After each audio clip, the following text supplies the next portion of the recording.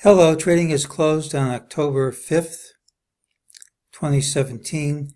Yesterday we said the commonest thing would be a gap and a quick move outside of yesterday's range. We got that.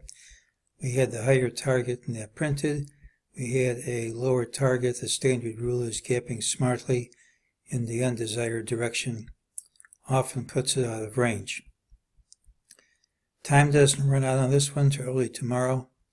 Absent a big gap down, I think it's unlikely it'll print. There are 2 times MEJT targets have a tendency to fail. One is it changes in trend, and the other is during strong impulsive moves. You can get a cluster of targets which don't print.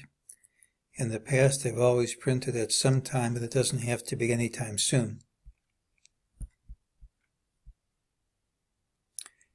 System had higher and lower targets here. It said a sustainable move wasn't going to begin here, and it didn't. All those targets have been met. Notice the close was at a MEJT resistance area. Well, tomorrow's pattern should have an early low. Today's had the early high. This high was higher. Tends to lead to a rally into the close.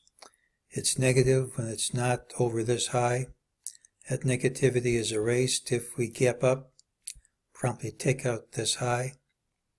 I don't think that should be too hard to do, but whenever you have a long intraday consolidation like this, the first move out of it tends to be a false move. The narrower the consolidation, typically the smaller the move out of it. So I'd be alert for a possible gap and trap around 25.54, 25.55 cash. Of course, if we gap up smartly, that's off the table. But if we gap up to this level, I'd be alert for a reversal, which could last to near the end of the first hour of trading. Now, I'm not going to try to call a top here. We've had a great improvement in breadth for one thing, but I said no matter what price you end up at, you can probably come up with some kind of logical explanation if a drop does begin. Here's the one for today's close. If that's A and that's B, you got some nice Fibonacci relationships, and you certainly have 5 waves up. So if we do start to go down, you can at least say, I told you so. I'm not predicting that, but if it happens, then you can look back and say, that's the reason. So for tomorrow, unless we gap up and take out this high, it's a negative pattern. Lower prices should print. I think it's likely we gap up and take out the high, and if we do, here's a target for a gap and trap.